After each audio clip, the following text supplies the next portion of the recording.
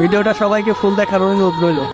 50 লক্ষ রিক্সা শ্রমিকের জীবন জীবিকায় যদি আপনারা হাত দেন, তাহলে শুধু প্রেস ক্লাব কেন, সারা দেশকে আমরা অচল করে দেব।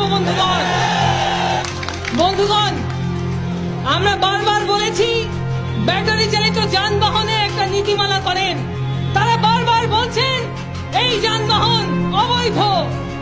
অবৈধ কি বৈধ কি? কেন লাইসেন্স দিয়ে এটাকে বৈধ করছেন না? আপনারা বলছেন এই যানবাহন অ্যাক্সিডেন্ট করে। আমরা বলছি কোন যানবাহন অ্যাক্সিডেন্ট করে না? এমন একটা যানবাহনের নাম বলেন যেটা অ্যাক্সিডেন্ট করেন না। আমরা বলছি ব্রেকের সমস্যা, ডিজাইনের সমস্যা, প্রত্যেকটা জিনিস এখানে ডিজাইন করে এগুলিকে মডিফাই করা সম্ভব। এগুলিকে আপনি রিপেয়ার করতে পারবেন, ডিজাইন করতে পারবেন। মানুষের ক্ষুধা আপনি রিপেয়ার করবেন কিভাবে?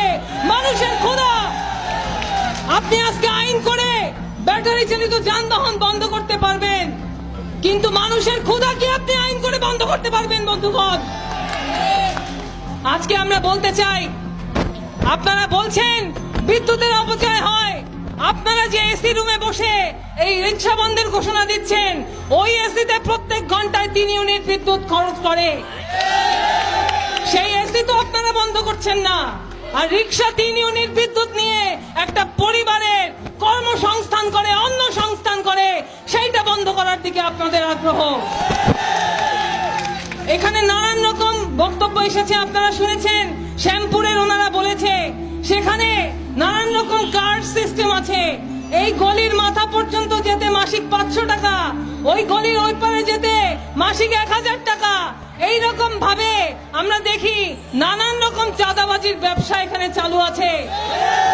তাহলে কি চাঁদাবাজি গুলিকে আরো জায়গা করে দেওয়ার জন্য আপনারা এই রিক্সা বন্ধ ঘোষণা করছেন? বন্ধুগণ, আমরা বলতে চাই আমাদের শ্রমিকরা টাকা দেবে, সরকারকে দেবে। আমাদের গাজীপুর থেকে একটি বিশাল মিছিল আমাদের সাথে যুক্ত হয়েছে, আমরা করতালি দিয়ে তাদেরকে অভিনন্দন জানাই। আমাদের শ্রমিকরা তারা বৈধ লাইসেন্সের জন্য আন্দোলন করছে। আমরা টাকা দেব, সরকারকে দেব। আমরা যদি লাইসেন্সের জন্য টাকা দিতে হয় সেইখানে টাকা দেব। আমরা কোন পাতি নেতা, উপনেতা, কোন এই ধরনের নেতারে আমরা টাকা পয়সা দিব না। বন্ধুগণ,